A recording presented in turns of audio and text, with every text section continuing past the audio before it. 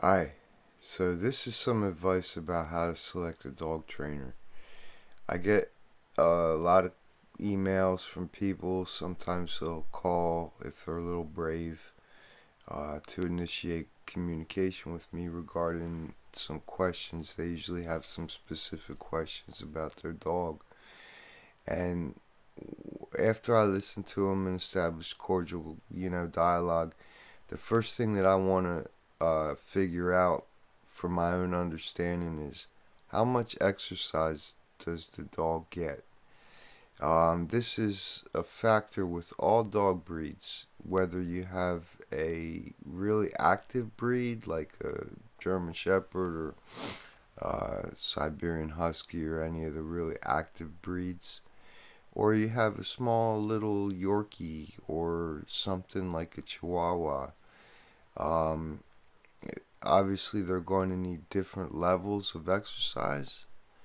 But at the end of the day, a dog is a dog, and they're going to need some form of activity in their life in order for them to have mental and physical harmony, which is going to result in the behavior that you would like to have your dog behave in your house. So, my first question is always to try and figure out how much activity does the dog get. And a lot of times, unfortunately, it's like none, or oh well, we let him run around in the yard, or some kind of activity that's like completely unstructured. Um, and then other times they're like, well, sometimes we take him for a walk, but again, it's like unstructured. So what I'm trying to figure out is not a avenue that I can like pass judgment on the owner, but my goal is to help the dog and the owner overcome the behavior problem by focusing on the state of mind of the dog. And I believe in fair training. Like, I'm not going to come in there and put your dog in an unfair situation and then expect him to learn. The only way I can expect your dog to learn is if I make things make sense to the dog and then provide a fair environment where the dog has a chance to succeed, and not only has a chance to succeed, but is actually set up to succeed. So the most important thing I would feel if you were to ask me, well, I live really far away from you. Thanks for your phone consultation and such, and I enjoyed your book. But I need to hire someone in my local area. I can't afford to fly my dog out to you. So, what would you recommend? Well, what I would recommend is when you're screening trainers, regardless if you go with, this kind of trainer, some trainers are real big into treats. Some trainers don't use treats, they use exercise, some, whatever. But I would want to find a trainer that's committed to the long-term state of mind of your dog. So, what does that mean? What that means is, let's say you're having an issue with your dog jumping on people, and you hire a trainer that comes in with a treat pouch, and they're super nice, and they're engaging, and your dog likes them, and they're able to like bribe your dog or like condition your dog to not want to jump on things by using like a whatever method, treats or whatever. Well, it's one thing to accomplish the desired behavior in the moment and in repeated moments. Like if every time the door knocks, you just bust out the treat bag and go through this like ritual thing with the dog to like get the dog to like calm down so they get a treat, and then they're still just like, where's my next treat? That's cool. I don't do it that way, and I would recommend if you're going to really invest in the long term health and well-being of your dog, that you find a trainer that's more committed to like the long-term results. And the only way you're ever going to achieve that is if you come in from the aspect of focusing on the dog's state of mind. So like if I had a dog that was jumping and that was the issue that the client had, which is so easy to fix, I would do it with energy and I would show the client how to do it with energy. Just, hey, look, these are the boundaries. No big deal, dog. Love you. Don't jump. It's so simple. The dogs get it so quick.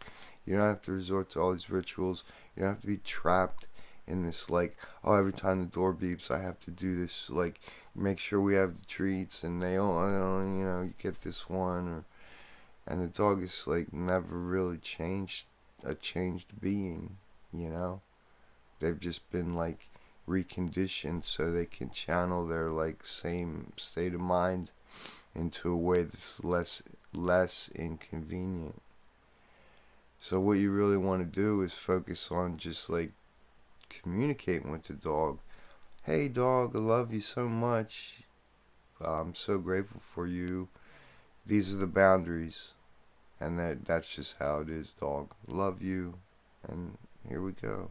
So the way to do that and make it fair and actually make it stick is you gotta relate to the dog where they are actually at as a dog, which means you can't just like make the dog be a certain way and then expect it to just be that way. You have to respect its nature. You have to respect that it's a living being, that it has needs, and that we get the opportunity to like scratch all our itches in all these different ways, and your dog is just sitting there the whole time waiting for you to provide some kind of engagement with them that's going to meet their needs from a day-to-day basis and keep them engaged with you. So that's why I'm not real big on just letting your dog go run around. I know some people that have a bunch of yard and they think that they're doing their dog a good thing by letting him run up and down along the fence while he chases cars or something. I mean, just ridiculous. Like, just so horrible for the dog's state of mind. So, I would say to my clients, and if you're looking to find a trainer, look to find someone who's going to make it fair for your dog so they can understand the long term strategy on how to live as a happy dog.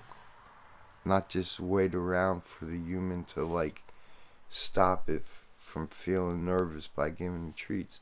So what am I saying? I'm saying find somebody that's going to like really respect your dog. And that means like making sure their needs are met in an organic way. Making sure that they have exercise. Make sure they teach you how to give your dog a real proper structured walk that's like just as fun as a normal walk, or normal, whatever you would call that. Having your dog pull while they're like freaking out looking for stuff to sniff or bark at, if that's normal. Well, it's just as fun as a normal walk.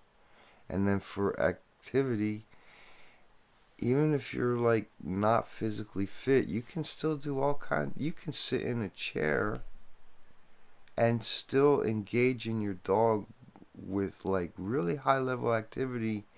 All you need is like 10 feet of space in a living room, clear out some chairs and throw the ball. And the point is that with an exercise like that, where you're indoors and maybe you're physically limited, yeah, you're engaging the dog's body, but you're also engaging the dog's mind and boundaries, like drop the toy, sit down, okay, get the toy, that kind of thing.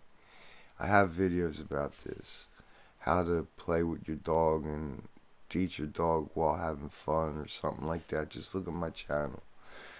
But the bottom line is, if you were to contact me, one of the first things we would be talking about is, hey, what's your dog's exercise level, and how can we incorporate right away a more fair level of exercise for your dog, so that they don't get into that pattern of storing pent up energy. So when you have a dog that's like storing pent up energy because all they really want to do is just like tug of war or go for a nice long walk and sniff the air, and you deny them of that expression of who they are as their like true actual being, then you're going to make it a lot harder for them to actually like move forward in their behavior. So you would be surprised at how far it goes when you really take it seriously that the dog needs mental stimulation and physical stimulation.